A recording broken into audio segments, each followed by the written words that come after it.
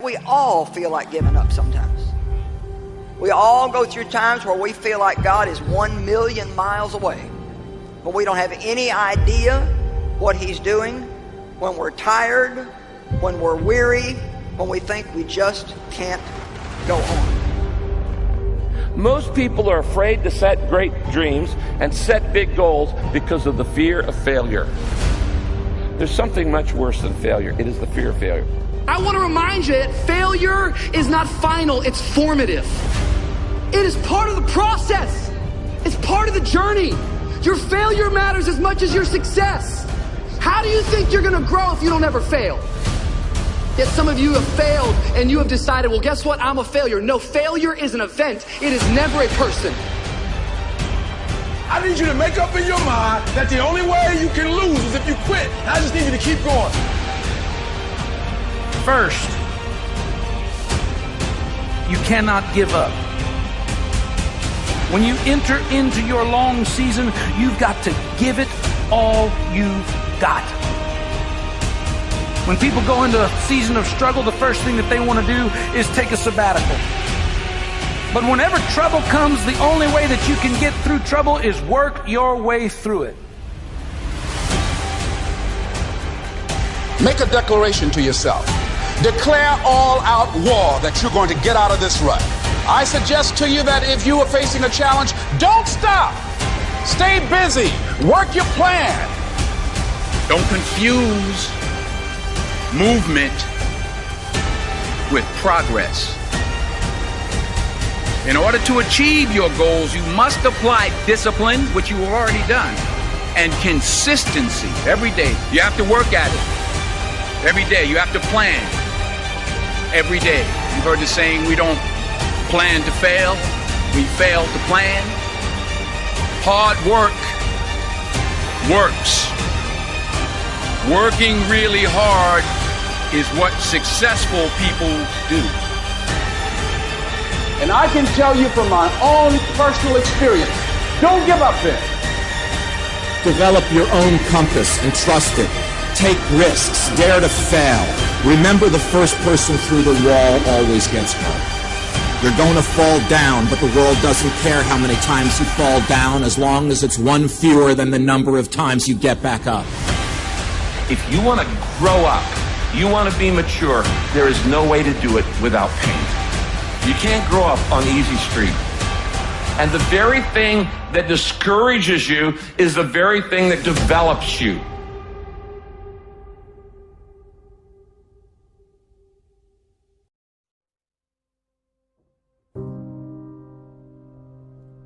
Make one room in your house as beautiful as possible. That's what I'm writing about now. I talked a lot already about the necessity of cleaning your room, which is, in some sense a foolish piece of advice because it seems so obvious, but it's not obvious at all. And you'll find if you try it, especially if you're in a household that's not very functional, that you'll encounter obstacles that you couldn't imagine existed while you're trying to put your life in order. And you can take your surroundings beyond order and move towards beauty, and that's unbelievably useful because, well, beauty calls people to their higher being, I would say, and to make friends with beauty is to introduce yourself very carefully to one of the mysteries of life that make it worth living. Now, we teach things that are generally not taught in school, as I already have said, but I want to talk about another little factor. 90% of the visits to medical doctors are directly or indirectly related to stress. 90%. My stress level, and I face as many deadlines as anybody you know. It's always a book production, a class I'm teaching, a seminar I'm presenting, and each one of them requires time and concentration. Example, how many of you feel like I've made this talk before? Can I see your hand, please? Several hundred times. I made it yesterday. You know what I did between yesterday and today? I spent over 6 hours getting ready for today. You see, I think it would be arrogant if I thought I could stand up and spit it out just because I did it yesterday or hundreds of times.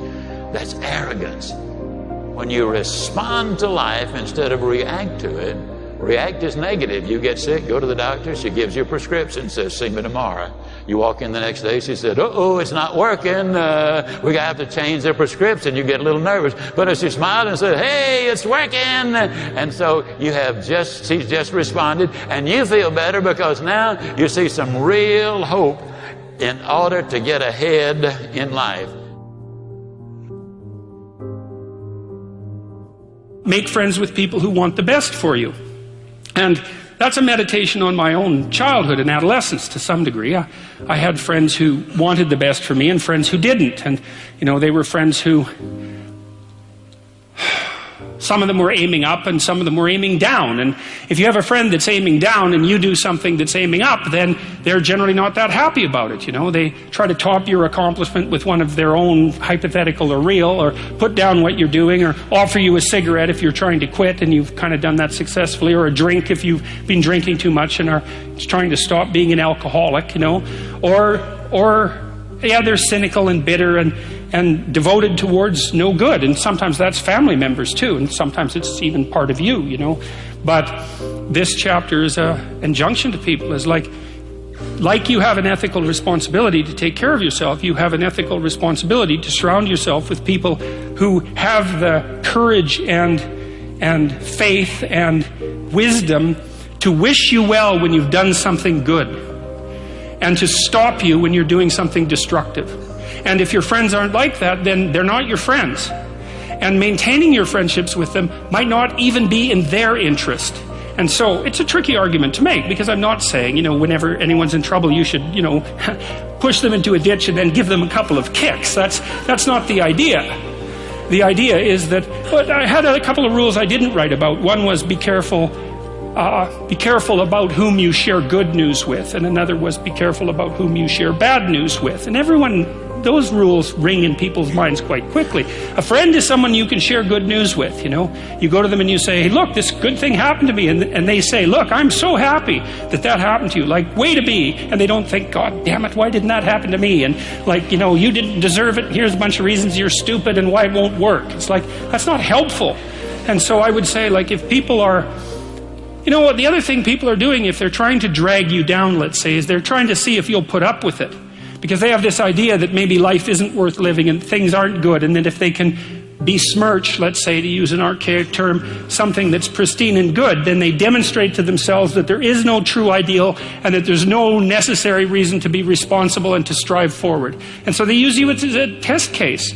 I'll just push you down into the low lobster bin and see how you respond. And if you put up with it, then yeah, my cynicism is fully justified.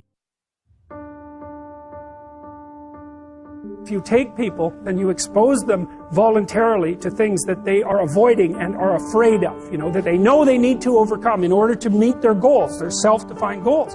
If you can teach people to stand up in the face of the things they're afraid of, they get stronger. And you don't know what the upper limits to that are, because you might ask yourself, if for 10 years, if you didn't avoid doing what you knew you needed to do, by your own definitions, right, within the value structure that you've created, to the degree that you've done that, what would you be like?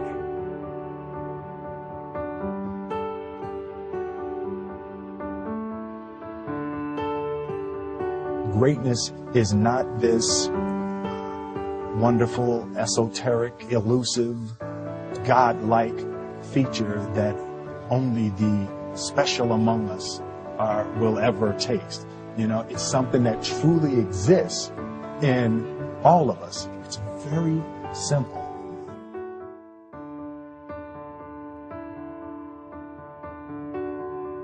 I told myself that this might be your current circumstances, but this will not be how the story ends. All you have to do, E.T., is to survive today.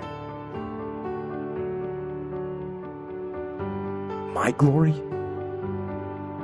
it doesn't happen in front of a crowd. It doesn't happen in a stadium. It doesn't happen on a stage.